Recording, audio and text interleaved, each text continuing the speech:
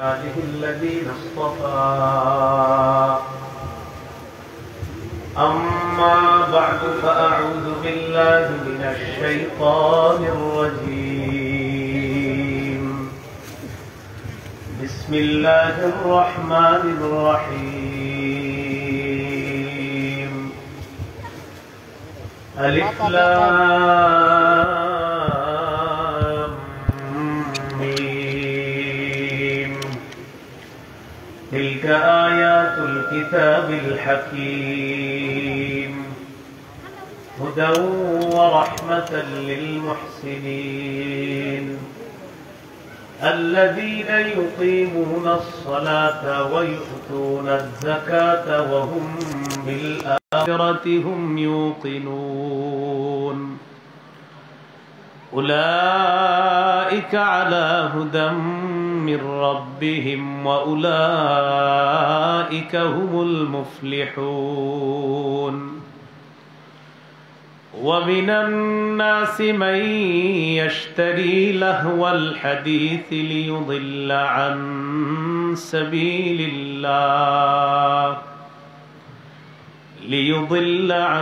سبيل الله بغير علم ويتخذها هزوا أولئك لهم عذاب مهين وقال رسول الله صلى الله عليه وسلم من حافظ على الصلوات كلها كانت له نورا ونجاة وفي رواية كانت له نورا وبرهانا ونجاة يوم القيامة أو كما قال عليه الصلاة والسلام اللهم صل على محمد وعلى آل محمد كما صليت على إبراهيم وعلى آل إبراهيم إنك حميد مجيد اللهم بارك على محمد وعلى آل محمد كما باركت على إبراهيم وعلى آل إبراهيم إنك حميد مجيد اللهم إني أعوذ بك من شر لساني ومن شر سمعي ومن شر بصري ومن شر مني মার্কাজে আহলে সুন্নাত ওয়াল জামাত মাদ্রাসা ঢাকা ও এলাকাবাসীর উদ্যোগে আয়োজিত হাফেজ ছাত্রদের পাগড়ি প্রদান উপলক্ষে ষষ্ঠ বার্ষিক ইসলাহি মাহফিলের সম্মানিত সভাপতি পীরে কামেল হযরত মাওলানা ইমদাদুল ইসলাম সাহেব মোহতামিম জামালুল কোরআন মাদ্রাসা গেন্ডারিয়া ঢাকা, খতিব মক্কানগর জামে মসজিদ সুভাড্ডা দক্ষিণ কেরানীগঞ্জ ঢাকা, প্রধান অতিথি শেখুল হাদিস আল্লামা আজিজুল হক রহমতুল্লাহ আলাইহির রেখে যাওয়া আমানত শেখুল হাদিস সাহেবের সুযোগ্য সাহেবজাদা, আমাদের বাংলাদেশ সহ সারা পৃথিবীর মুসলমানদের অত্যন্ত প্রিয় এবং আস্থাভাজন মানুষ হযরত মাওলানা শেখুল হাদিস আল্লামা মামুনুল হক দামাত বরকাতুহুমুল আলিয়া মহাসচিব বাংলাদেশ খেলাফত মজলিস হযরত ইতিমধ্যে আলোচনা পেশ করে গিয়েছেন। গুরুত্বপূর্ণ আলোচনা করেছেন মুফতি আব্দুর রব ফরিদি, খতিব বাইতুল আমান জামে মসজিদ মিরপুর 11, হাফেজ মাওলানা মুফতি মুসলিউদ্দিন নোমান চাঁদপুরি মোহতামিম অত্র মাদ্রাসা, হাফেজ কারি মাওলানা আবু রায়হান সিদ্দিকী উজানি কচুয়া চাঁদপুর, হযরত মাওলানা মুফতি রইসউদ্দিন সাহেব, খতিব ও মুহতামিম বাইতুল আজিম জামে মসজিদ কওমি মাদ্রাসা মদিনা নগর, হাফেজ মাওলানা মুফতি ইমরান হুসাইন, ইমাম মক্কা নগর জামে মসজিদ, মুহাদ্দিস জামিয়াতুল জালাল আল ইসলামিয়া আল আরাবিয়া, উপস্থিত হযরত উলামায়ে কেরাম, মুসলমান ভাইয়েরা, বিভিন্ন স্থানে অবস্থানরতা শ্রদ্ধা মা বোনেরা,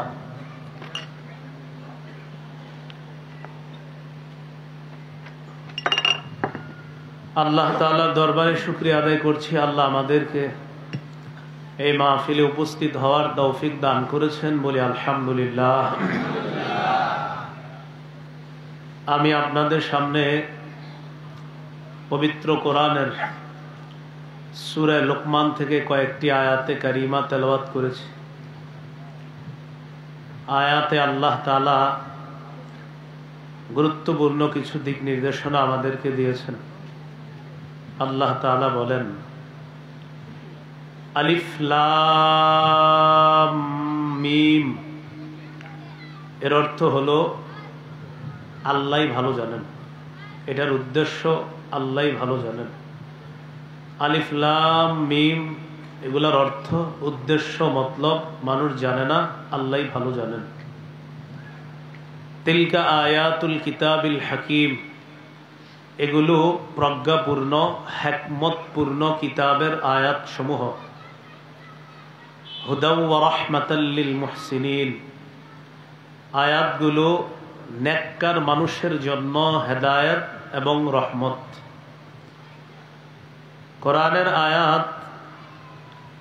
কোরআনের আয়াতের উপর যারা আমল করবে, যারা কোরআন থেকে নূর গ্রহণ করবে, আশা করা যায় আল্লাহ তাদেরকে হেদায়েতের উপর রাখবেন। সূরা শুরা 52 নম্বর আয়াত, আল্লাহ তাআলা বলেন, ওয়ালাকিন জাআলনাহু নূরান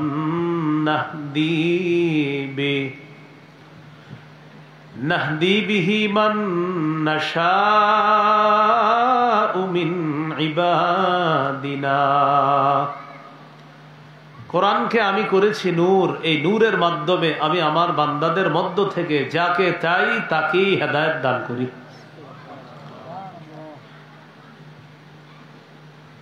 কোরআন আরেক জায়গায় বলেছেন আল্লাহ তাআলা, ওয়াজ, কোরআন রহমত, কোরআন হেদায়েত, কোরআন আরোগ্য, কোরআন ঔষধ।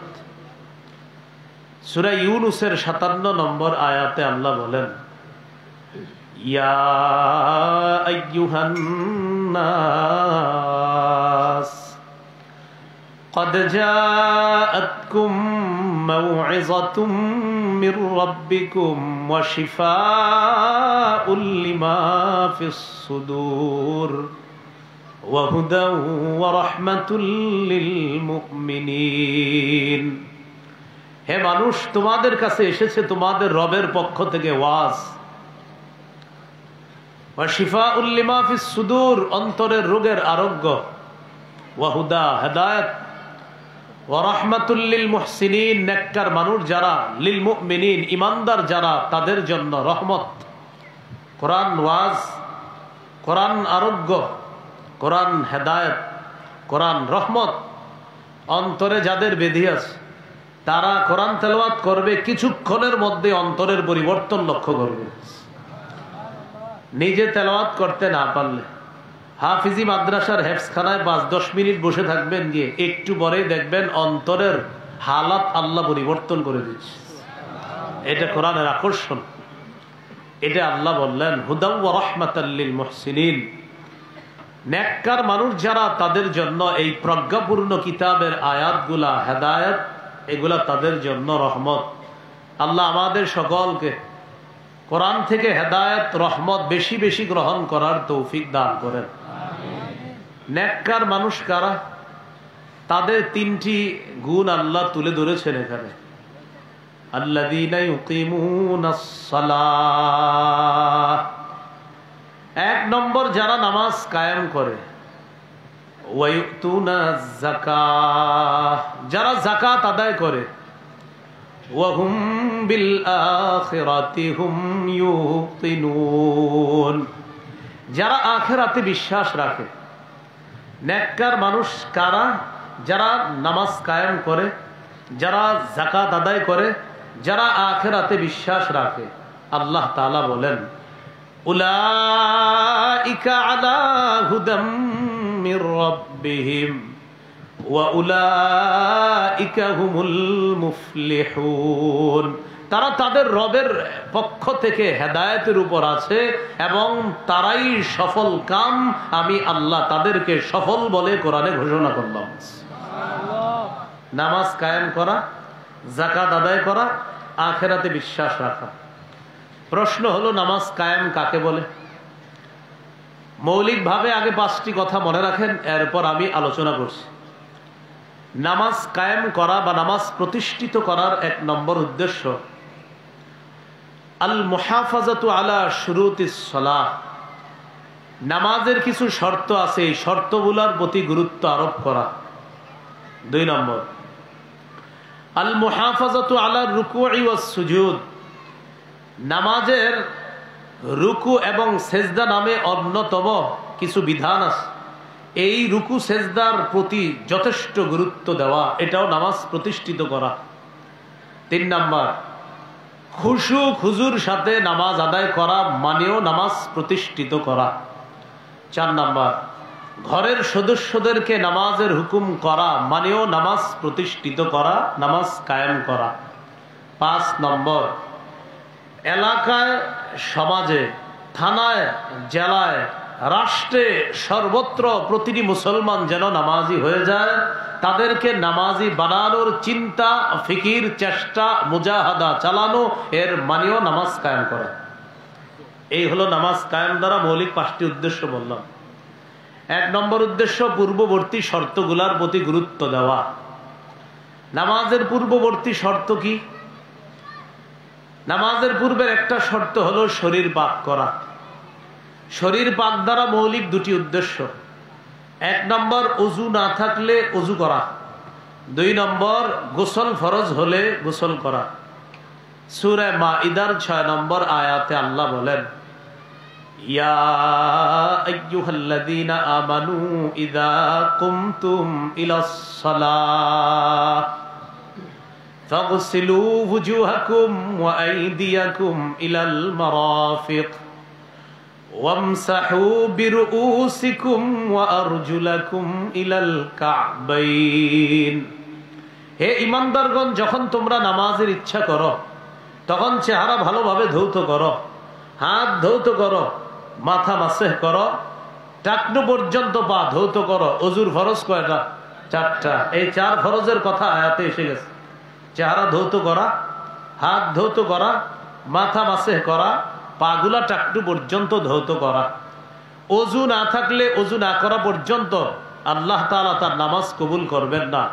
সহিহ বুখারীর বর্ণনা 6954 নম্বর হাদিস। হাদিসের বর্ণনাকারী আবু হুরায়রা রাদিয়াল্লাহু তাআলা عن أبي هريرة رضي الله تعالى عنه أن رسول الله صلى الله عليه وسلم قال لا يقبل الله صلاة أحدكم إذا أحدث حتى يتوضأ। নবীজি বলেন আল্লাহ তাআলা ততক্ষণ তোমাদের কারো নামাজ কবুল করবেন না যতক্ষণ ওই বান্দার ওযু না থাকলে, বান্দা যতক্ষণ ওযু না করবে ততক্ষণ তার নামাজ আল্লাহ কবুল করবেন না। ওযু না থাকলে, ওযু না করা পর্যন্ত তার নামাজ কবুল হবে না। রয়ে গেল গোসল ফরজ হলে গোসল করা।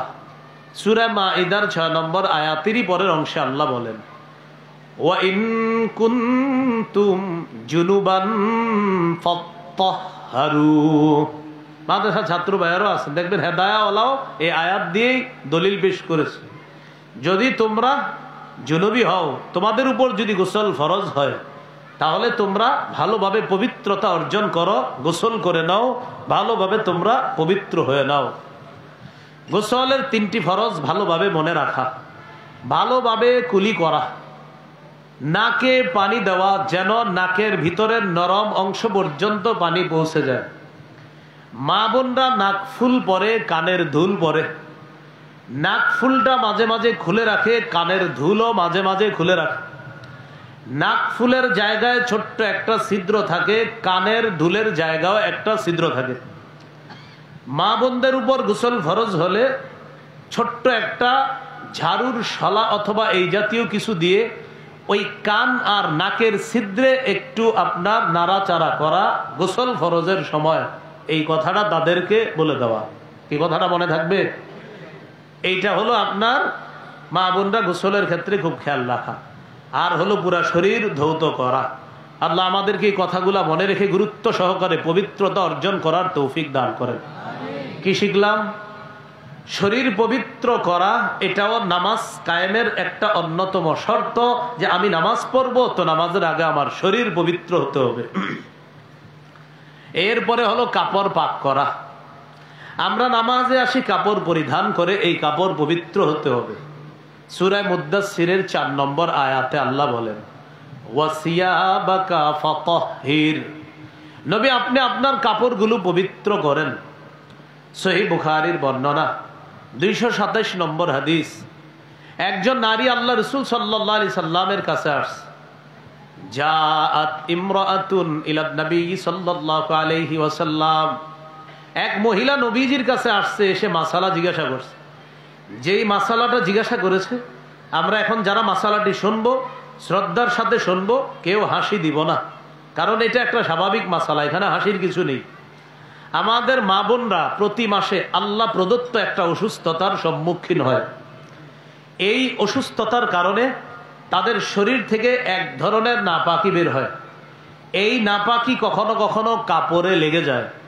একজন মহিলা রাসূল সাল্লাল্লাহু আলাইহি সাল্লামের কাছে এসে মাসালা জিজ্ঞাসা করলেন, আরাআইতা ইহদানা তাহিদু ফিস সাওবি ফাকাইফা তাসনাউ ইয়া রাসূলুল্লাহ।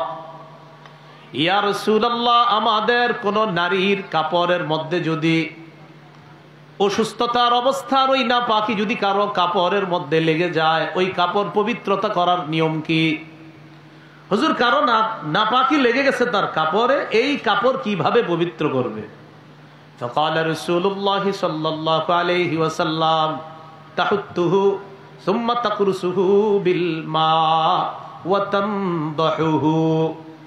1 নম্বর ঘষবে। কি করবে বলেন তো? ঘষবে। অনেক সময় এটা শক্ত হয়ে যায়, নাপাকিটা লেগে ওই নাপাকিটা শক্ত হয়ে যায়, এটা ঘষতে হবে। 2 নম্বর সুম্মা তাকরুসুহু বিল মা, পানির মধ্যে কাপড়টা রিগড়াতে হবে। ওয়া তানদাহুহু, ভালোভাবে এটাকে ধৌত করে চিপতে হবে, এরপর শুকাতে দিতে হবে। সুম্মা তুসাল্লি ফি, এরপর এই অপবিত্র কাপড়টি পবিত্র হওয়ার পর তখন নারী ওই পবিত্র কাপড়ে নামাজ পড়বে। হাদিস থেকে আমাদের মূল শিক্ষা, অপবিত্র কাপড়ে নামাজ হবে না। নামাজের অন্যতম একটা শর্ত কাপড় পবিত্র লাগবে। এই পবিত্র কাপড় পরে নামাজ পড়া মানেও নামাজ কায়েম করা। কথাটা কি বুঝাইতে পারছি? এটাও নামাজ কায়েম করা। তাহলে শরীর পবিত্র করা, নামাজ কায়েম করা, কাপড় পবিত্র করা নামাজের আগে, এটাও নামাজ কায়েমের অন্যতম একটা শর্ত।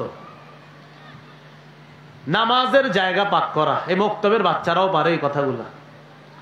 নামাজের জায়গা পাক করা, সাফ করা। প্রথমে একটা কথা মনে রাখবো, আমাদের জন্য পুরা পৃথিবীটা আল্লাহ তাআলা পবিত্র বানায়া দিছে এবং নামাজের জায়গা বানায়া দিছে। পুরা পৃথিবী এই জমিন আল্লাহ আমাদের জন্য পবিত্র করছে। হ্যাঁ, মানুষ এটাকে অপবিত্র করে, তখন এটাকে পবিত্র করতে হবে, কিন্তু আল্লাহ আমাদের জন্য এটা পবিত্র করে দিছে। মনে রাখতে হবে, অতীতের নবী এবং উম্মত ইবাদত করতে হলে নির্দিষ্ট ইবাদত খানায় গিয়ে ইবাদত করা লাগতো। এই উম্মত ইবাদত করার জন্য নির্দিষ্ট ইবাদত খানায় যদি নাও যায়, এমন কোথাও আছে আশেপাশে কোথাও মসজিদ নাই, লম্বা দূরত্বের মাঝে কোথাও পানি নাই, হাদিসের ভাষ্য অনুযায়ী পবিত্র মাটিতে তায়াম্মুম করে পবিত্র মাটিতে নামাজ পড়ে ফেললেই তার নামাজ আদায় হয়ে যাবে। তাহলে নির্দিষ্ট ইবাদত খানায় এই উম্মত যাওয়াটা তখন শর্ত হয় না। দলিল সহিহ বুখারীর বর্ণনা 438 নম্বর হাদিস। এই হাদিসের মধ্যে আছে, قال رسول الله صلى الله عليه وسلم উতিতু খামসান লাম ইউতাহুন্না আহাদুম মিনাল আমবিয়াই ক্বাবলি। নবীজি বলেন আমাকে 5টি জিনিস দেওয়া হয়েছে যা অতীতের কোন নবীকে দেওয়া হয় নাই। কয়টি? নবী বলেন আমাকে 5টি জিনিস দেওয়া হয়েছে যা অতীতের কোন নবীকে দেওয়া হয় নাই। 1 নম্বর, নুসিরতু বিররবি মাসিরাতা শাহরিন। আমার প্রভাব 1 মাসের দূরত্বে বেঈমানদের অন্তরে আমার প্রভাব আল্লাহ তাআলা 1 মাসের দূরত্বে এই প্রভাব সৃষ্টি করে দিয়েছে। এটার দ্বারা আল্লাহ আমাকে সাহায্য করছে। 1 মাসের দূরত্বে থেকেও বেঈমানরা আমার প্রভাব তাদের উপরে কাজ করত, আমার ব্যাপারে আতঙ্ক তাদের মাঝে কাজ করত যে কে আসতেছে। এইটা হলো একটা। 2 নাম্বার, ওয়াজুইলাত লিয়াল আরদু মাসজিদান ওয়া তাহুরা। আমার জন্য সারা পৃথিবীর জমিন সেজদার স্থান এবং পবিত্র করে দেওয়া হয়েছে। পুরা পৃথিবীর জমিনটা সেজদার স্থান আবার পবিত্র। ফাইয়ুমা রাজুলিম মিন উম্মতি আদরাকাতহুস সালাহ ফালইউসাল্লি। নবীজি বলেন আমার উম্মতের কোথাও যখন নামাজের সময় হয় আমার উম্মত যেন নামাজ আদায় করে নেয়। নামাজের সময় হবে নামাজ পড়ে নিবে। মসজিদে যাওয়ার সময় ঘড়িতে তাকায় দেখলেন যাইতে যাইতে নামাজের সময় শেষ হয়ে যাবে, নবী বলেন ওখানেই নামাজ আদায় করে নাও, তোমার নামাজ আদায় হয়ে যাবে। এগুলো 2 নাম্বার। 3 নাম্বার, ওয়া উহিল্লাত লিয়াল গনাইম। আমার জন্য যুদ্ধলব্ধ গনিমতের সম্পদ বৈধ করা হয়েছে। অতীত জামানার কেউ জিহাদ করলে জিহাদের পর যে যুদ্ধলব্ধ সম্পদ পাওয়া যেত এই সম্পদ তাদের জন্য বৈধ ছিল না। রাসূলুল্লাহ সাল্লাল্লাহু আলাইহি সাল্লাম বলেন আমার জন্য আমার উম্মতের জন্য যুদ্ধলব্ধ গনিমতের সম্পদ আল্লাহর পক্ষ থেকে বৈধ করে দেওয়া হয়েছে। 4 নাম্বার, নবীজি বলেন ওয়াকানান নাবিয়্যু ইউবাসু ইলা কওমিহি খাসসা ওয়া বুইসতু ইলান নাসি কাফা। আমার পূর্বে যত নবী আছে সবাইকে নির্দিষ্ট এলাকায় পাঠানো। কোন নবীকে 1 এলাকা, কোন নবীকে 2 এলাকা। কথার কথা, একই সময় 1 এলাকার নবী একজন আর 1 এলাকার নবী আরেকজন। যেমন ইব্রাহিম নবী 1 এলাকার নবী ছিলেন, একই সময়ে তার ভাতিজা লূত আলাইহিস সালাতু ওয়াস সালাম আরেক এলাকার নবী, মুতাফিকা নামক এলাকার নবী। কে? লূত আলাইহিস সালাতু ওয়াস সালাম। তাহলে একই সময় 2 নবী, এরকম ইতিহাস আছে। কিন্তু আমাদের নবী বলেন ওয়া বুইসতু ইলান নাসি কাফা। আমাকে গোটা জগতের সবার জন্য নবী হিসাবে পাঠানো হয়েছে। এটা 4 নাম্বার। 5 নাম্বার, ওয়া উতিতুশ শাফাআহ। এই অনুবাদটা আমার সাথে একটু সবাই বলেন। বলেন আমাকে সার্বজনীন সুপারিশের অনুমতি দেওয়া হয়েছে। একটু বাংলা বলছি আমি, কি জনীন? হ্যাঁ, বলেন আমাকে সার্বজনীন সুপারিশের অনুমতি প্রদান করা হয়েছে। সার্বজনীন সুপারিশ কি? কিয়ামতের ময়দানে সবাই টেনশনে থাকবে, নবীরা পর্যন্ত নফসি নফসি করবে। এই পেরেশানির অবস্থা থেকে মুক্তির ব্যবস্থা কিভাবে হবে? আল্লাহ রসুল এই সার্বজনীন সর্বপ্রথম সবার জন্য সুপারিশ করলে আল্লাহ তাআলা এই পেরেশানির অবস্থা দূর করে কিয়ামতের ময়দানে সর্বপ্রথম আল্লাহ বিচার ব্যবস্থা কায়েম করবেন। এই সুপারিশের অনুমতিটা আমাদের নবীকে দেওয়া হয়েছে। এখানে আরেকটা বিষয়, একবার এক ফেরেশতা নবীজির কাছে আসছে, তিরমিজির বর্ণনা। নবীজি বলেন আতানি আতিম মির রব্বি। আমার কাছে আল্লাহর পক্ষ থেকে একজন ফেরেশতা আসছে। ফাখাইয়ারানি বাইনা আইয়ুদখিলা নিসফা উম্মতি আল জান্নাহ ওয়া বাইনা শাফাআহ। আমাকে 2টি বিষয়ের একটি গ্রহণ করার অনুমতি দেওয়া হয়েছে। আমি যদি চাই আমার অর্ধেক উম্মত জান্নাতে নিতে পারবো। সুবহানাল্লাহ। আমাকে ইচ্ছাধিকার দেওয়া হয়েছে, আমি চাইলে আমার অর্ধেক উম্মত জান্নাতে নিতে পারবো।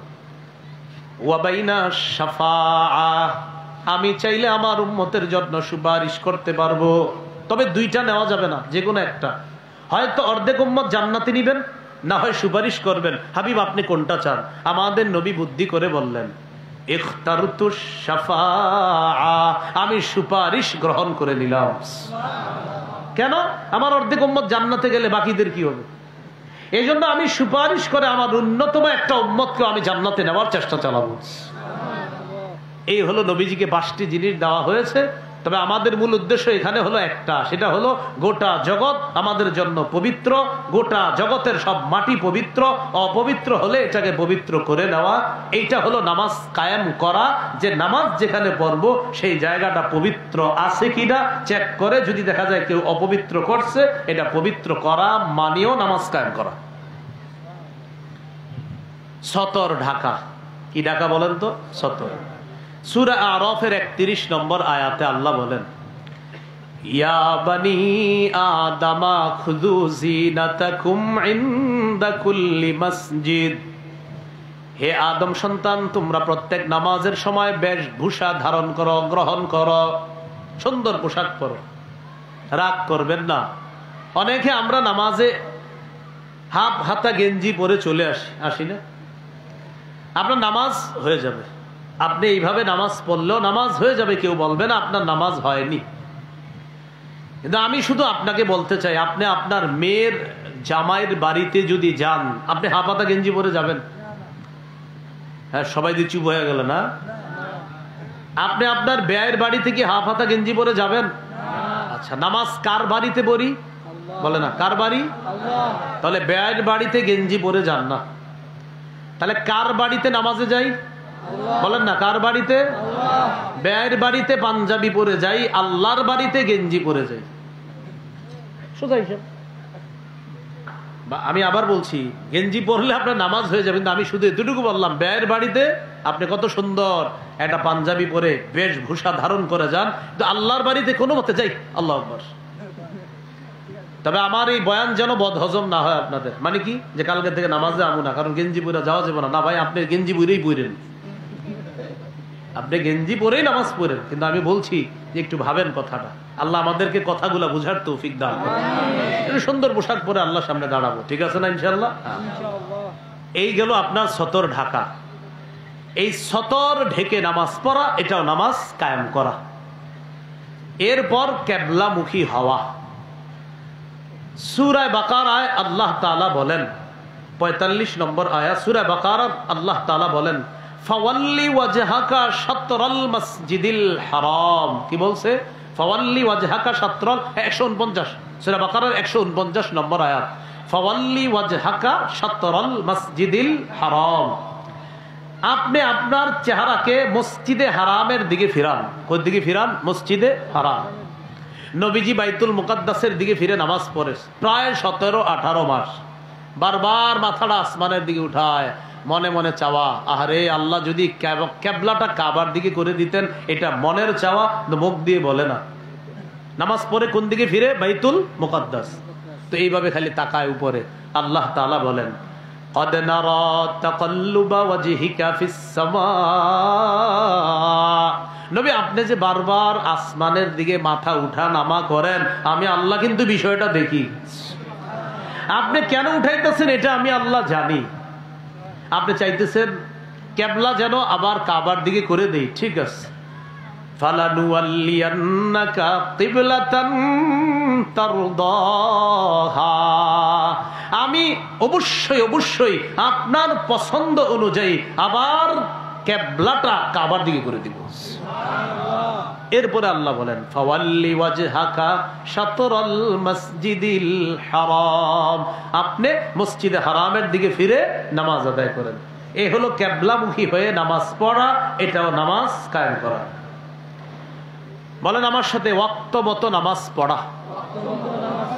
এর মানিও বলেন নামাজ কায়েম করা। বলেন তো, সময় মতো নামাজ পড়া মানিও কি নামাজ কায়েম করা। সূরা নিসার 103 নম্বর আয়াতে আল্লাহ তাআলা বলেন, ইন্নাস সালাতা কানাত আলাল মুমিনিনা কিতাবাম মাওকুতা। নিশ্চয়ই নামাজ মুমিনদের উপর সময় মতো ফরজ। নিশ্চয়ই নামাজ মুমিনদের উপর সময় মতো ফরজ।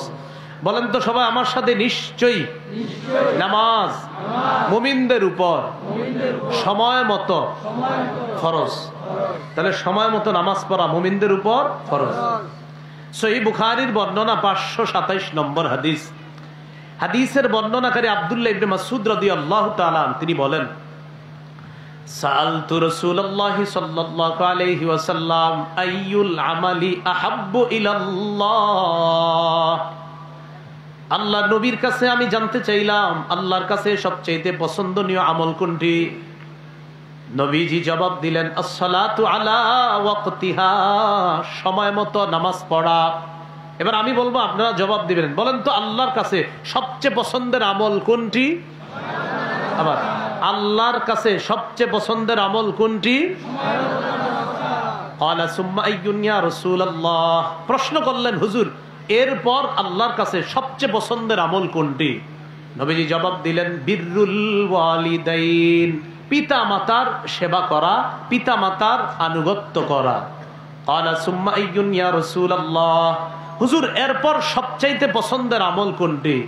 নবীজি বললেন, আল জিহাদু ফি সাবিলিল্লাহ, আল্লাহর রাস্তায় জিহাদ করা। বলেন কি? আল্লাহর রাস্তায় জিহাদ করা, এটাও আল্লাহর কাছে সবচেয়ে পছন্দের আমল। পিতা মাতার সেবা করা, এটাও আল্লাহর কাছে সবচেয়ে পছন্দের আমল। আর এর মাঝেও সবচেয়ে পছন্দের আমল হলো কি বলেন তো? সময় মতো নামাজ পড়া। আল্লাহ তাআলা আমাদেরকে সময় মতো নামাজ পড়ার তৌফিক দান করেন। আমি আপনাদের সামনে এখন একটি হাদিস পেশ করব। এই হাদিস শোনার পর আপনারা সিদ্ধান্ত নেবেন, এতদিন যারা শুধু জুমা পড়তেন এখন থেকে ডেলি পড়বেন কিনা, এতদিন যারা 4 ওয়াক্ত পড়তেন এখন থেকে ফজরটা পড়বেন কিনা, এতদিন যারা 3 ওয়াক্ত পড়তেন আরো 2 ওয়াক্ত বাড়াবেন কিনা। আগে হাদিসটা বলি দেখেন। সহিহ বুখারীর বর্ণনা 687 নম্বর হাদিস। হাদিসের বর্ণনাকারী উম্মুল মুমিনিন আয়েশা সিদ্দিকা রাদিয়াল্লাহু তাআলা আনহা। খুব মন দিয়ে শুনি।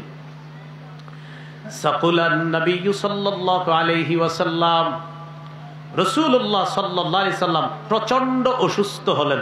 এই বাংলাটা বলতে হবে আপনাদের। কি অসুস্থ? প্রচন্ড অসুস্থ, ইন্তেকালের ঠিক আগে। এতটাই অসুস্থ হয়ে গেলেন, এশার নামাজের সময় সাহাবায়ে কেরাম অপেক্ষা করতেছে নবীর ইমামতিতে নামাজ পড়বে, কিন্তু নবীজি ঘর থেকে বের হচ্ছে না। অনেক দূরেও না, ঘরের পর্দাটা সরাইলেই মসজিদ, নবীজি আসতেছে না। নবীজি প্রশ্ন করলেন, আসাল্লান নাস, আচ্ছা সাহাবীরা নামাজ পড়ছে? ঘরের সদস্যগণ জবাব দিলেন, লা ইয়া রাসূলুল্লাহ হুম ইয়ান্তাজিরুনা লাক। ইয়া রাসূলুল্লাহ, তারা নামাজ আদায় করে নাই, তারা আপনার অপেক্ষায় আছে। নবীজি বললেন, দুউলি মাআন ফিল মিখদাব, আমার জন্য পানির ব্যবস্থা করো, গোসল করতে হবে। ফাফআলনা, আমরা পানির ব্যবস্থা করলাম। ফাগতাসালা, নবী গোসল করলেন। গোসল করার পর যাহাবা লিয়ানুআ, আল্লাহ নবী মসজিদে যাওয়ার জন্য রওনা করলেন। ফাউগমিয়া আলাই, নবী সাথে সাথে বেহুশ হয়ে গেলেন। মসজিদ দূরে না, একদম সাথেই বেহুশ হয়ে গেছে। সুম্মা আফাকা, হুশ ফিরে আসছে। হুশ ফিরে আসার পর আবার নবী বললেন, আসাল্লান নাস, সাহাবীরা নামাজ পড়ছে কিনা? ঘরের সদস্যগণ জবাব দিলেন, লা ইয়া রাসূলুল্লাহ হুম ইয়ান্তাজিরুনা লাক, তারা নামাজ আদায় করে নাই, তারা আপনার অপেক্ষা আছে। নবীজি আবার বললেন, দুউলি মাআন, আবার পানি আনো। ফাফআলনা, আমরা পানির ব্যবস্থা করলাম। ফাগতাসালা, আবার নবী তার শরীর মুবারক ধৌত করলেন। নবী দুর্বলতা কাটানোর জন্য শরীর ধৌত করলেন। ধৌত করার পর যাহাবা লিয়ানুআ, আবার রওনা করলেন মসজিদে যাওয়ার জন্য। ফাউগমিয়া আলাইহি, আবার বেহুশ হয়ে গেলেন। কয়বার? সুম্মা আফাকা, আবার হুশ ফিরে আসছে। হুশ ফিরে আসার পর আবার জিজ্ঞাসা করলেন, আসাল্লান নাস, আচ্ছা সাহাবীরা কি নামাজ পড়ছে? ঘরের সদস্যগণ জবাব দিলেন, লা ইয়া রাসূলুল্লাহ হুম ইয়ান্তাজিরুনা লাক, নামাজ পড়ে নাই, আপনার অপেক্ষা আছে। আবার নবী বললেন, দুউলি মাআন, পানি আনো। শরীর আবার ধৌত করতে হবে দুর্বলতা কাটানোর জন্য। ফাফআলনা, পানির ব্যবস্থা করলাম। নবী আবার তার শরীর মুবারক ধৌত করলেন।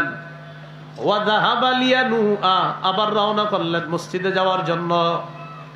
ফাউগমিয়া আলাই, আবার বেহুশ হয়ে গেলেন। কয়বার? 3 বার বেহুশ হলেন। সুম্মা আফাকা, আবার হুশ ফিরে আসছে। হুশ ফিরে আসার পর আবার জিজ্ঞাসা করলেন, আসাল্লাত নাস, নামাজ পড়ছে? জবাব দিলেন, না হুজুর, নামাজ তো পড়ে নাই। সাহাবীরা অপেক্ষা করতেছিলেন লি সলাতিল ইশাইল আখিরা, এশার নামাজের জন্য। নবীজি এক পর্যায়ে বলে ফেললেন, আবু বকরকে তোমরা বলো ফালইউসাল্লি বিন নাস, আবু বকর যেন ইমামতি করে সাহাবীদেরকে নামাজ পড়ায় দেয়। যেতে পারলেন না। এইভাবে কয়েকদিন আবু বকর সিদ্দিক নামাজ পড়িয়েছেন রাদিয়াল্লাহু তাআলা। একদিন যোহরের সময় ওয়াজাদা বিন নাফসিহি খিফা, শরীরটা একটু ভালো লাগতেছে। দুইজনের কাঁধে ভর দিয়ে আল্লাহ রাসূল মসজিদে গেলেন। যাওয়ার পর বললেন, আজলাসানি ইলা জামবিহি, আবু বকরের পাশে আমাকে বসায় দাও। আল্লাহ রাসূল সাল্লাল্লাহু আলাইহি সাল্লাম কঠিন অসুস্থতার সময়ও নামাজের জন্য এত পেরেশান। নাসাইর বর্ণনা 3939 নম্বর হাদিস। এই হাদিসের মধ্যে আসছে রাসূলুল্লাহ সাল্লাল্লাহু আলাইহি সাল্লাম বলেন, হুব্বিবা ইলাইয়া মিনাদ দুনিয়া, আমার কাছে প্রিয় করে দেওয়া হয়েছে তিনটি জিনিস। বলেন তো আমাদের নবীর কাছে সবচেয়ে প্রিয় কয়টি জিনিস? 1 নম্বর আন-নিসা, মা জাতি। 2 নাম্বার অত্তিব, সুগন্ধি। 3 নাম্বার ওয়াজুইলা কুররাতু আইনি ফিস সালাহ, ওয়া ফি রিওয়ায়া ওয়াজুইলাত কুররাতু আইনি ফিস সালাহ, নামাজের মাধ্যমে আমার চোখ শীতল হওয়া, এটা আমার কাছে প্রিয় করে দেওয়া হয়েছে। নামাজ পড়লেই আমার ভালো লাগে। প্রিয় ভাইরা, সময় মতো নামাজ পড়বো তো ইনশাআল্লাহ? আল্লাহ তৌফিক দান করেন। মনে আছে নামাজ কায়েম করা মানে সময় মতো নামাজ পড়া, মানেও নামাজ কায়েম করা। এরপর নামাজের নিয়ত করা। বলেন কি করা? নামাজের নিয়ত। সহিহ বুখারীর বর্ণনা, ওমর ইবনুল খাত্তাব রাদিয়াল্লাহু তাআলা আনহু থেকে বর্ণনা, তিনি বলেন, ক্বালা রাসূলুল্লাহ সাল্লাল্লাহু আলাইহি ওয়াসাল্লাম, ইন্নামাল আ'মালু বিন্নিয়াত, আমলের প্রতিদান নিয়তের সাথে। বলেন, আমলের প্রতিদান কিসের সাথে? নিয়তের। আল্লাহ তাআলা আমাদেরকে নামাজের এই পূর্ববর্তী শর্তগুলা গুরুত্ব সহকারে যেন আমরা এই শর্তগুলা আদায় করে এরপর নামাজে দাঁড়াতে পারি, আল্লাহ তৌফিক দান করেন। দেখি আপনাদের মনে আছে কিনা, নামাজ কায়েম দ্বারা মৌলিক কয়টি উদ্দেশ্য? কয়টি? 1 নাম্বার, পূর্ববর্তী কিছু শর্ত আছে, এগুলা পালন করা। আমি কয়টি শর্তের কথা বলেছি? 60টি। বুঝেন নাই? কায়েম করা দ্বারা কয় উদ্দেশ্য? 5। আর প্রথম উদ্দেশ্য হলো কিছু শর্তগুলো আছে, এইগুলা প্রতি গুরুত্ব দেওয়া। এই জাতীয় কয়টা শর্ত বলছি? 7টা। এবার দ্বিতীয় উদ্দেশ্য নামাজ কায়েম দ্বারা আল মুহাফাজাতু আলার রুকুই ওয়াস সুজুদ, রুকু সেজদাগুলা গুরুত্ব সহকারে আদায় করা। সহিহ বুখারীর বর্ণনা 757 নম্বর হাদিস, 757, দুই পাশে 2টা 7, মাঝখানে 5। এবার মাঝে মাঝে মজা করে বলি যেন আপনাদের একটু মুখস্থ থাকে হাদিস। আর একবার একটু মুখস্থ হইলে সমস্যা কি? তো খারাপ না, ভালো। চা দোকানের সামনে দাঁড়ায় বলে ফেলবেন, ভাই বুখারী 757 নম্বর হাদিসে কিন্তু এই কথা আছে। এই হাদিসের মধ্যে আছে, দাখালা রাসূলুল্লাহ সাল্লাল্লাহু আলাইহি ওয়াসাল্লাম আল মাসজিদা, নবীজি মসজিদে প্রবেশ করলেন। মসজিদে প্রবেশ করার পর বসে আছে। ওয়া দাখালা রাজুলুন আল মাসজিদ, এক ব্যক্তি মসজিদে প্রবেশ করছে। বলেন তো আগে কে ঢুকছে? নবীজি। ঢুকে বসে রয়েছে। আরেক ব্যক্তি মসজিদে ঢুকছে, ঢুকার পর কি করছে? ফাসাল্লাহ, নামাজ পড়ছে। তার নামাজটা নবীজি দেখছে। নামাজ পড়ার পর ফাসাল্লামা আলা নবী সাল্লাল্লাহু আলাইহি ওয়াসাল্লাম, নামাজের সালাম ফিরানোর পর আল্লাহ রাসূলকে গিয়ে একটা সালাম দিছে, আসসালামু আলাইকুম। ফারাদ্দা আলাইহি, নবী তার সালামের জবাব নিলেন, নিয়ে বললেন, ইরজি, এই তুমি আবার যাও, ফাসাল্লি, আবার নামাজ পড়ো, ফাইন্নাকা লাম তুসাল্লি, তুমি নামাজ পড়ো নাই। ফারাজা ইউসাল্লি কামা সাল্লা, তিনি গেলেন আবার আগের মতোই নামাজ পড়লেন, সালাম ফিরাইলেন, এসে নবীজিকে একটা সালাম দিলেন, আসসালামু আলাইকুম। ফারাদ্দা আলাইহি, সালামের জবাব নিলেন। আবার আল্লাহর নবী বললেন, ইরজি ফাসাল্লি ফাইন্নাকা লাম তুসাল্লি, তুমি আবার যাও, নামাজ পড়ো, কেননা তুমি নামাজ পড়োনি। কয়বার হলো? 2বার। ফারাজা ইউসাল্লি কামা সাল্লা, তিনি গেলেন, তিনি নামাজ পড়লেন, সালাম ফিরালেন, আবার নবীজিকে এসে সালাম দিলেন। নবীজি সালামের জবাব নিয়ে বললেন, ইরজি' ফাসাল্লি ফাইন্নাকা লাম তুসাল্লি সালাসা, তিনবার বললেন যাও নামাজ পড়ো, নামাজ পড়ো নাই তুমি। তিনি এবার বলে ফেললেন ওয়াল্লাযী বা'আসাকা বিল হাক্কি মা উহসিনু গায়রা ফাআল্লিমনি ইয়া রাসূলুল্লাহ, যে আল্লাহ আপনাকে সত্য সহ পাঠিয়েছে আমি এর চাইতে সুন্দর নামাজ পারি না, ইয়া রাসূলুল্লাহ আপনি আমাকে নামাজ শিখায়া দেন। কয়বার পড়ছে নামাজ? নবী তিনবারই বলছে আবার পড়ো, আবার পড়ো। তিনি বললেন হুজুর আমি এর চেয়ে ভালো পারি না, আপনি আমাকে নামাজ শিখায়া দেন। فقال رسول الله صلى الله عليه وسلم اذا قمت الى الصلاه فكبر, তুমি যখন নামাজের মধ্যে দাঁড়াও তাকবীর বলে হাত বাঁধবা, সানা পড়বা, ফাতিহা পড়বা, সুম্মা ক্রা মা তায়াসসারা মাআকা মিনাল কুরআন, কোরআনের যেই সূরাটা সহজ এটা তুমি পড়বা। পড়ার পর বলেন তো এরপর কেরাত শেষ করার পর কোথায় যাই আমরা? রুকুতে। সুম্মা রুকা, এরপর তুমি রুকুতে যাবা, হাত্তা তাতমাইন্না রাকিআ, রুকুতে তুমি এমন ভাবে থাকবা যেন তোমার ইতমিনান হয়, তোমার দিলে যেন এই সাড়া দেয় যে তুমি ইতমিনান ধীরস্থির ভাবে রুকু আদায় করতেছো। অনেকে রুকুতে গিয়ে আপনার কোনো মতে যায় আবার তাড়াতাড়ি ওঠে, যায় তাড়াতাড়ি ওঠে। নবী বলেছেন তিলকা সালাতুল মুনাফিকিনা, তিলকা সালাতুল মুনাফিকিনা, তিলকা সালাতুল মুনাফিকিন, এটা মুনাফিকের নামাজ, এটা মুনাফিকের নামাজ, এটা মুনাফিকের নামাজ। দ্রুত রুকুতে যাওয়া আবার ওঠা এটা মুনাফিকের নামাজ। বলেন তো আমার সাথে রুকু কি দ্রুত করব না ধীরস্থির ভাবে? আল্লাহ তৌফিক দান করেন। এবার রুকু থেকে উঠলেন, নবীজি বলেন সুম্মা রুকা, এরপর রুকু থেকে উঠবা, উঠার পর হাত্তা তা'তাদিলা কাইমা, ধীরস্থির ভাবে দাঁড়াবা। দেখেন আমাদের কিছু মুসল্লি ভাই আছে এমন রুকু থেকে মাথা উঠায়া মাথাটা ঝুঁকায়া রাখে, পুরা দাঁড়ায় না, এমনি বাঁকা হয়ে থাকে আর বুঝায় ইমাম সাহেব ধৈর্য কিন্তু আর হইতেছে না, আপনি তাড়াতাড়ি সিজদা যান। ইমাম সাহেব কি বলে সামি আল্লাহু লিমান হামিদা, তো অনেক মুসল্লি দেখবেন সোজা হয়ে না দাঁড়ায় এমনি রইছে, মানে বুঝায় ইমাম সাহেব আপনি সিজদা যান না কেন, উনি সোজা হয়ে দাঁড়ায় না, বাঁকা হয়ে থাকে।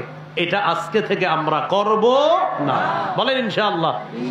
কেউ যদি করে মোহাব্বতের সাথে বলে দিব ভাইজান এইভাবে করবেন না, রুকুটা সুন্দরভাবে দাঁড়াবেন, দাঁড়িয়ে আপনি রুকু থেকে যখন দাঁড়াবেন ইতমিনানের সাথে সুন্দরভাবে একদম সোজা হয়ে দাঁড়াবেন, এরপর আপনি সিজদা যাবেন।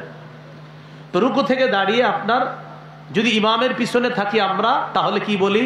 রব্বানা লাকাল হামদ, অথবা আল্লাহুম্মা রব্বানা লাকাল হামদ, অথবা আল্লাহুম্মা রব্বানা ওয়া লাকাল হামদ, অথবা রব্বানা ওয়া লাকাল হামদ। সময় থাকলে পড়তে পারেন হামদান কাসীরান তাইয়িবান মুবারাকান ফি।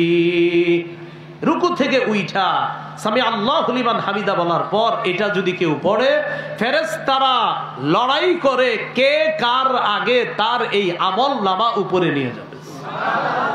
প্রতিযোগিতা লেগে যায় তার এই আমলটা পৌঁছানোর জন্য। এই হলো রুকু থেকে দাঁড়াইলাম। তো আপনি বাঁকা হয়ে যখন থাকেন কি বুঝান? রব্বানা লাকাল হামদ বলার এত সুযোগ নাই, ইমাম সাহেব তাড়াতাড়ি সিজদায় যান, এগুলা ভাই করবো না আমরা। এরপর সুম্মাসজুদ, সিজদায় যাবা, যাওয়ার পর হাত্তা তাতমাইন্না সাজিদা, ধীরস্থির ভাবে সিজদা করবা। সুম্মা রফা, দুই সিজদার মাঝখানে বসবা, দুই সেজদার মাঝখানেও আবার সেম কাহিনী, অনেকে এইভাবে বাঁকা হয়ে থাকে দুই সেজদার মাঝখানে, হুজুর তাড়াতাড়ি সেজদায় যান। মনে রাখবেন কিছু কিছু মানুষ এতটাই বাঁকা হয়ে থাকে যেন তার দুটি সেজদা মিলে একটি সেজদা হয়। কিছু মানুষ এতটাই বাঁকা হয়ে থাকে যেন দুটি সেজদা মিলে কয়টি হয়? একটি হয়। কারো মাজায় পিঠে সমস্যা থাকলে সেটা ভিন্ন কথা, কিন্তু আপনি সুস্থ হয়ে যে আমি এখন বসে রয়েছি কিন্তু সেজদা এভাবে রয়েছি, এটা কেন? সেজদা থেকে উঠা এইভাবে না, আমরা সোজা হয়ে বসবো। বলেন বসার পর, বলেন দুই সেজদার মাঝখানে আমরা পড়বো আল্লাহুম্মা গফিরলি। বলেন তো সবাই আবার, আবার আবার আবার পড়েন তো, বলেন আল্লাহুম্মা গফিরলি ওয়ারহামনি। এই ছোট্ট দুইটা মুখস্থ থাকবে তো, তা তিনবার সবাই দোনোটা বলেন আল্লাহুম্মা গফিরলি ওয়ারহামনি, পড়েন ওয়ারহামনি, আবার আল্লাহুম্মা গফিরলি ওয়ারহামনি, আল্লাহুম্মা গফিরলি ওয়ারহামনি। এই দুইটা আপনারা বলেন। আরো বড় আছে দোয়াটা, আল্লাহুম্মা গফিরলি ওয়ারহামনি ওয়াজবুরনি ওয়ারফানি ওয়াহদিনি ওয়াআফিনি ওয়ারযুকনি। এতগুলা দরকার নাই, আপনি শুধু একটুকুই বলেন আল্লাহুম্মা গফিরলি ওয়ারহামনি। কত অসাধারণ দোয়া। আল্লাহ আমায় ক্ষমা করেন, আল্লাহ আমায় দয়া করেন। সুবহানাল্লাহ। এরপর দ্বিতীয় সেজদায় যাবেন। নবীজি বলেন এই হলো তোমার 1 রাকাত। এইভাবে তুমি 2 রাকাত নামাজওয়ালা 2 রাকাত পড়বা, 3 রাকাতওয়ালা হোক 3 রাকাত এইভাবে পড়বা, 4 রাকাতওয়ালা নামাজ ঠিক এইভাবে পড়বা। পড়লে এটার নাম হবে নামাজ, এটার নাম হবে সালাত। এই সালাত আল্লাহর কাছে যাবে, এটার সওয়াব আল্লাহ দান করবেন। আর এই যে এতক্ষণ যেটা পড়ছো তুমি, এটা বারবার পড়লেও এটা নামাজ না, এটা সালাত না। কথাগুলো কি মনে থাকবে ইনশাআল্লাহ? এই হলো রুকু সেজদা, আমরা ধীরস্থির ভাবে করব ইনশাআল্লাহ। বলেন আমার সাথে সবাই, বলেন নফল নামাজ রুকু এবং সেজদা একটু লম্বা করব। বলেন তো নফল নামাজে রুকু সেজদা একটু কি করব? লম্বা করব। যেমন কেরাতটা অনেকে লম্বা পড়ে, তো নফল নামাজে রুকু সেজদাটা একটু লম্বা করব। এই ব্যাপারে একটি হাদিস বলি আপনাদের সামনে। সহিহুল জামে 1671 নম্বর হাদিস। আব্দুল্লাহ ইবনে ওমর রাদিয়াল্লাহু তাআলা আনহুমা একদিন এক যুবককে দেখলেন নফল নামাজ পড়ে। রাআ আব্দুল্লাহ ইবনে ওমর রাদিয়াল্লাহু তাআলা আনহুমা ফাতান ইউসাল্লি। আব্দুল্লাহ ইবনে ওমর দেখেন এক যুবক নফল পড়ে। قد اطال القيام واطنبا। নফল নামাজের মধ্যে সে লম্বা সময় দাঁড়িয়ে আছে, তবে রুকু সেজদা লম্বা করতেছে না। কেউ যদি নফল নামাজ লম্বা সময় দাঁড়িয়ে থাকে আর রুকু সেজদা শর্ট করে, সমস্যা নাই, নামাজ তো হবে। কিন্তু আব্দুল্লাহ ইবনে ওমর বলেন আইয়ুকুম ইয়ারিফু হাযা, তোমাদের মধ্যে এই ছেলেটাকে কে চিনো, যুবকটাকে কে চেনো? একজন বললেন হুজুর আমি চিনি। আব্দুল্লাহ ইবনে ওমর বলেন লাউ আরাফতুহু লা আমারতুহু আইয়ুকসিরার রুকুআ ওয়াস সুজুদা। আমি যদি যুবকটিকে ভালোভাবে চিনতাম, আমি তাকে বলতাম নামাজের মধ্যে যেমন লম্বা সময় তুমি দাঁড়িয়ে কাটাও, রুকু সেজদা একটু লম্বা সময় থাকবা। আমি তাকে বলতাম নফল নামাজে যেমন লম্বা সময় দাঁড়াও, রুকু সেজদা একটু লম্বা সময় রুকু করবা, সেজদা করবা। কেন? ফাইন্নী সামিআতু রাসূলুল্লাহি সাল্লাল্লাহু আলাইহি ওয়াসাল্লাম ইয়াকুল ইন্নাল আবদা ইযা কামা ইলাস সালাহ উতিয়া বিজুনুবিহি কুল্লিহা ফাউদিআত আলা আতিকাইহি। বান্দা যখন নামাজে দাঁড়ায় তার সব গুনাহগুলা স্তূপ করে তার কাঁধে রাখা হয়। বলেন বান্দা যখন নামাজে দাঁড়ায় তার গুনাহ সমূহ স্তূপ করে 2 কাঁধে রাখা হয়। তাহলে বলেন তো বান্দা নামাজে দাঁড়াইলে তার গুনাহগুলা কোথায় রাখা হয়? এরপর নবী কি বলে দেখেন, ফাকুল্লামা রাকাআ আও সাজাদা তাসাকাতাত আন। বান্দা যখন রুকু করে সিজদা করে গুনাহগুলা ঝরে পড়তে থাকে।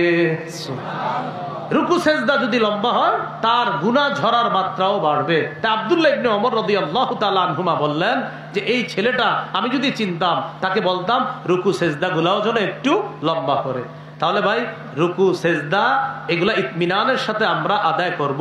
আল্লাহ তৌফিক দান করেন। 7 অঙ্গে সেজদা করবে। বলেন কয় অঙ্গে সেজদা করব? 7 অঙ্গে। বলেন কপাল নাক, এই হলো 1 অঙ্গ, 2টা মিলে কপাল নাক। বলেন 2 হাত, কটা হলো মোট? 3টা। বলেন 2 হাঁটু, এই হলো 5টা। 2 পায়ের আঙ্গুল, এই হলো 7টা।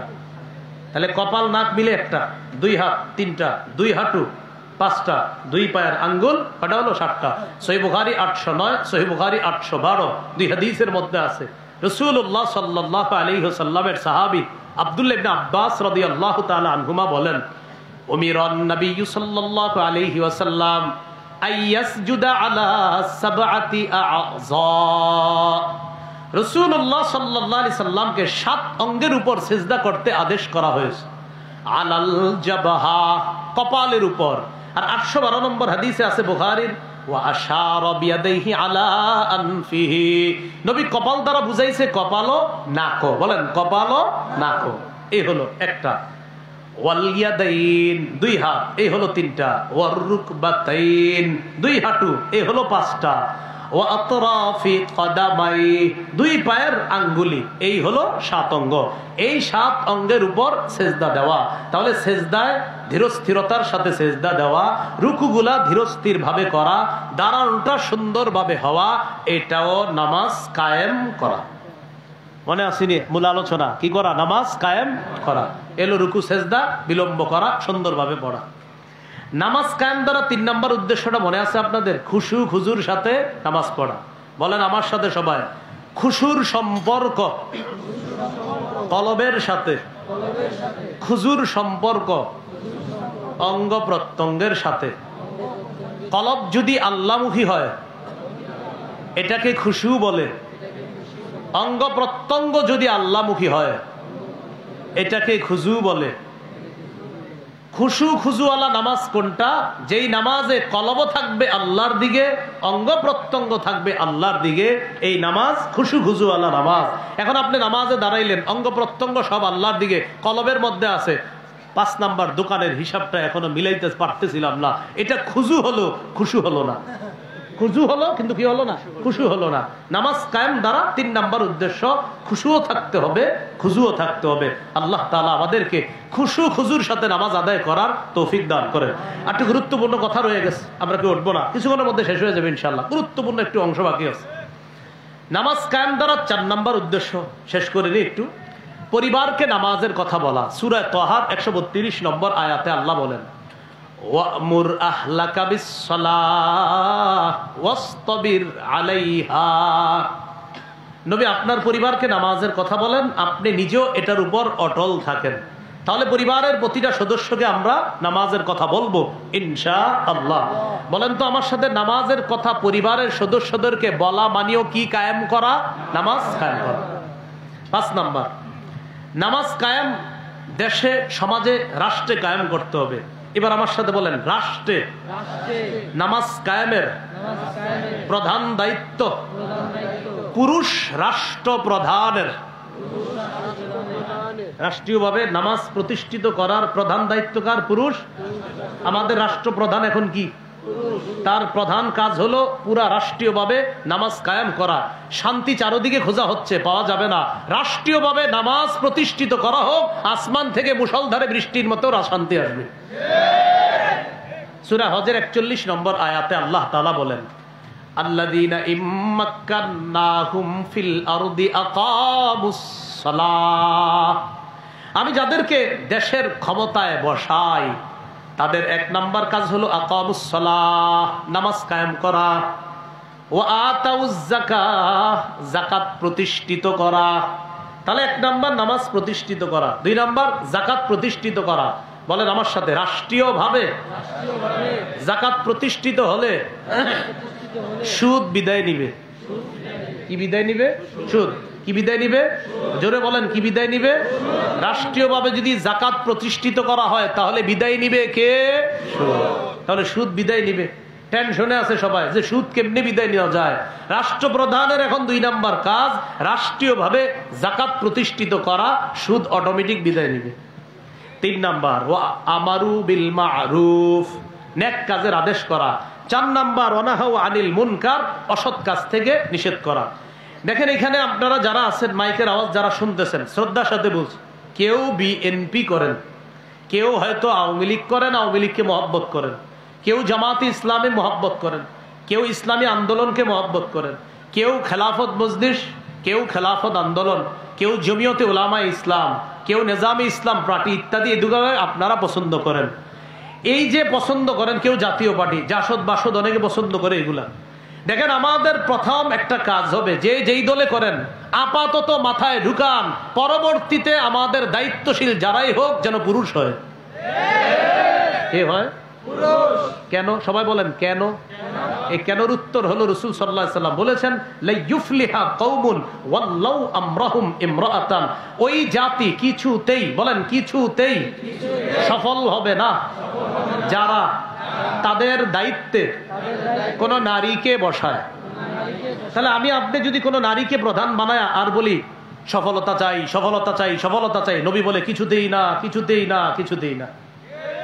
আমি রাজনৈতিক ব্যক্তি না, কিন্তু আমি বলছি বিএনপি যারা করেন তাদেরকে মনে হচ্ছে তারা আগামীতে প্রধান যাকে বানাইতে চায় তিনি পুরুষই হবেন মনে হচ্ছে। আওয়ামী লীগ যারা আছেন, আমি জানি না আপনাদের রাজনৈতিক ভবিষ্যৎ কি হবে, এটা আমি জানি না, এটা রাষ্ট্র জানে কি হবে না হবে। আমার কথা হলো আওয়ামী লীগের ভাইয়েরা, আপনারা প্রধান যারা আছে তাদের কানে এটা পৌঁছান যে আগামীর চিন্তাগুলা পুরুষ কেন্দ্রিক হোক। কি কেন্দ্রিক হোক? পুরুষ কেন্দ্রিক। জাতীয় পার্টির এক দলের প্রধান পুরুষ, আরেক দলের আছে নারী। আপনারা বুঝায় শোনায় দেখেন ওই দলেরও প্রধান কোনো পুরুষকে বানাতে পারেন কিনা। আর ইসলামী দলগুলা যারা আছে সবগুলা মাশাআল্লাহ সবাই পুরুষ, আলহামদুলিল্লাহ। এখন খালি যদি এক হয়ে যায় কোনো মতে, তাহলে ইসলাম প্রতিষ্ঠিত করতে এদেশে ঠেকানোর কেউ থাকবে না। যদি আমরা পায়াটায় ধরে এক করাইতে পারি তাহলে কিন্তু বাতিল পন্থীদের খবর আছে। তো যাই হোক, যে বিষয়টা বললাম, বলেন তো আমাদের সবার প্রথম মাথায় থাকতে হবে আগামীতে আমরা যাকেই চাই যে আসবে আমাদের দায়িত্বে কি হবে? তো আপাতত শুকরিয়া এতটুকু, আমাদের বর্তমান দায়িত্বশীল প্রধান পুরুষ, এটা একটা ভালো দিক পুরুষ। কিন্তু আমি বলি পরবর্তীতেও যেন এই ধারাবাহিকতা থাকে ইনশাল্লাহ। এভাবে ইনশাল্লাহ আমাদের দেশে একদিন আমরা শরিয়া আইনও প্রতিষ্ঠিত করব। কি আইন বলেন সবাই? কি আইন? হ্যাঁ, শরিয়া আইন অনেকে চায় না। বলেন সবাই আমার সাথে, শরিয়া আইন চায় না তারা কোন না কোন অপরাধে অপরাধী যারা।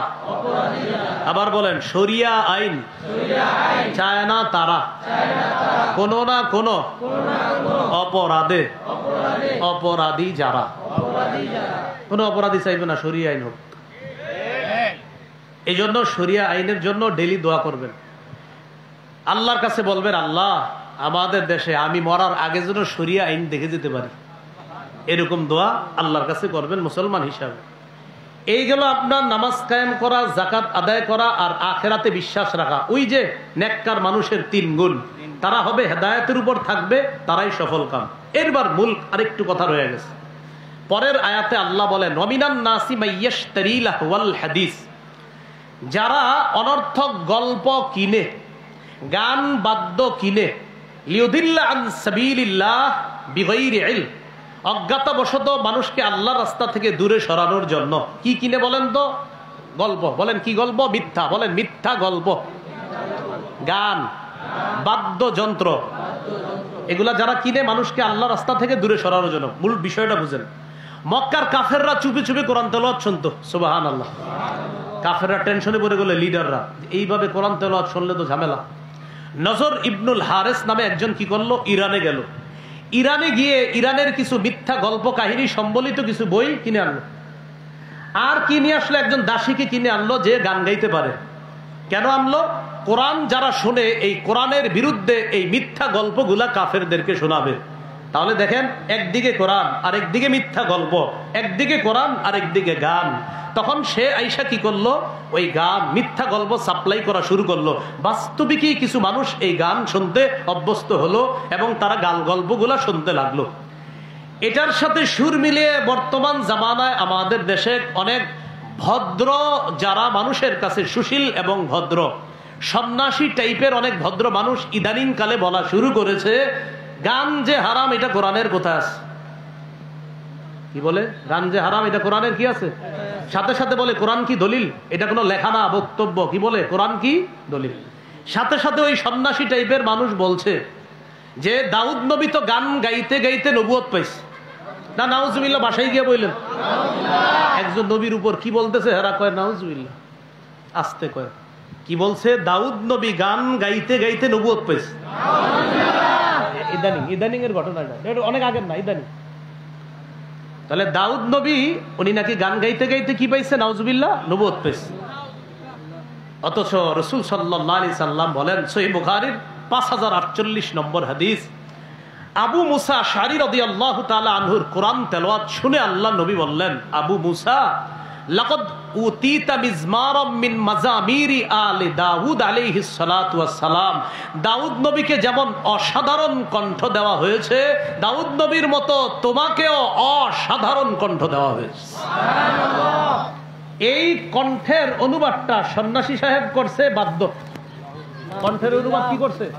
তাহলে বলেন তো অনুবাদ এখানে কি কণ্ঠ হবে না বাদ্য হবে? কণ্ঠ। বলেন এখানে অনুবাদ কি হবে? মিজমারের অনুবাদ এখানে হবে কণ্ঠ। উনি করছে বাদ্য। দাউদ নবী কণ্ঠ দিয়ে জাবুর কিতাব তেলাওয়াত করতেন, আর আবু মুসা রাদিয়াল্লাহু তাআলা কণ্ঠ দিয়ে কোরআন তেলাওয়াত করতেন। নবী বললেন, আবু মুসা লাকাদ উতিতা মিজমারান মিন মাযাবিরি আলি দাউদ। দাউদ নবী যেমন অসাধারণ কণ্ঠে দিয়ে জাবুর কিতাব পড়তেন, তুমিও অসাধারণ কণ্ঠে কোরআন পড়তেছো, যেন তোমাকে দাউদ নবীর মতো অসাধারণ কণ্ঠ দেওয়া হয়েছে। সুবহানাল্লাহ। তাহলে বলেন তো, এই হাদিসের অনুবাদে কি বাদ্যযন্ত্র নাকি কণ্ঠ? দাউদ নবী সুন্দর কণ্ঠ দিয়ে কি গান গাইতেন না জাবুর কিতাব পড়তেন? নবীর সাহাবী কণ্ঠ দিয়ে কি গান গাইতেন না কোরআন পড়তেন? কথাগুলো মনে থাকবে তো ইনশাআল্লাহ। সহিহ মুসলিমের বর্ণনা 1737 নম্বর হাদিস, ইসলামিক ফাউন্ডেশন অনুযায়ী 1725 নম্বর হাদিস। এই হাদিসের মধ্যে আছে রাসূলুল্লাহ সাল্লাল্লাহু আলাইহি সাল্লাম রাতের বেলা আবু মুসা রাদিয়াল্লাহু তাআলা আনহুর কোরআন তেলাওয়াত শুনলেন। কে কে শুনছে জানেন? মজার হাদিস, নবীজি আর বিবি আয়েশা সিদ্দিকা রাদিয়াল্লাহু তাআলা আনহা। রাতের বেলা দুজন বের হইছে হাঁটতে, নবীজি আর তার বিবি। মাঝে মাঝে বিবির নিয়ে একটু রাতে হাইটেন, এটা সুন্নাত। এটা কি সুন্নাত? বাকি এখন যে পরিবেশ, এই পরিবেশে মুশকিল। তো রাসূল সাল্লাল্লাহু আলাইহি সাল্লাম তার বিবিকে নিয়ে রাতে হাঁটতে বের হইছে। হঠাৎ দেখে তার সাহাবী আবু মুসা কোরআন তেলাওয়াত করতেছে। সুবহানাল্লাহ। আল্লাহ যার উপর কোরআন নাজিল করলেন, তিনি পিছনে দাঁড়ায়া তার স্ত্রীকে নিয়ে তার একজন সাহাবীর কোরআন তেলাওয়াত প্রাণ ভরে উপভোগ করতেছিলেন। সুবহানাল্লাহ। না জানায়া চুপে চুপে আবার চলে গেছে। নবীও চলে গেছেন, আম্মাজান আয়েশা সিদ্দিকা রাদিয়াল্লাহু তাআলা আনহা চলে গেছেন। পরের দিন আবু মুসা রাদিয়াল্লাহু তাআলা নবীজির কাছে গেছে। যাওয়ার পরে আল্লাহ রাসূল সাল্লাল্লাহু আলাইহি সাল্লাম বললেন, আবু মুসা, রাতের বেলা তুমি অমুক জায়গায় কোরআন পড়তেছিলা, তাই না? জি ইয়া রাসূলুল্লাহ।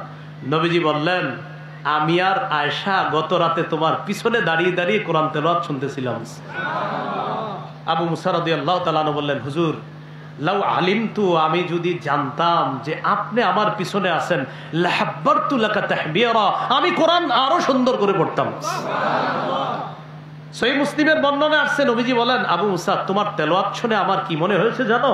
লাকাদ উতিতা মিজমারান মিন মাযামিরি আলি দাউদ।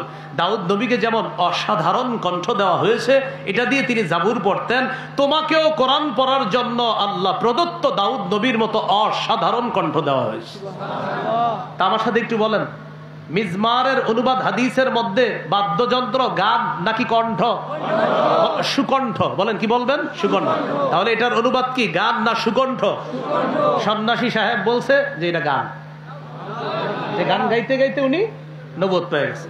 আমরা বলবো এই বক্তব্য প্রত্যাহার করার জন্য এবং তওবা করার জন্য, কারণ একজন নবীর ব্যাপারে এই জাতীয় অপবাদ দেওয়া এটা স্পষ্ট হারাম, এটা অন্যায় কাজ। সহিহ বুখারীর 5590 নম্বর হাদিসে আছে, রাসূলুল্লাহ সাল্লাল্লাহু আলাইহি সাল্লাম বলেন, লা ইয়াকুনান্না মিন উম্মতি আকওয়া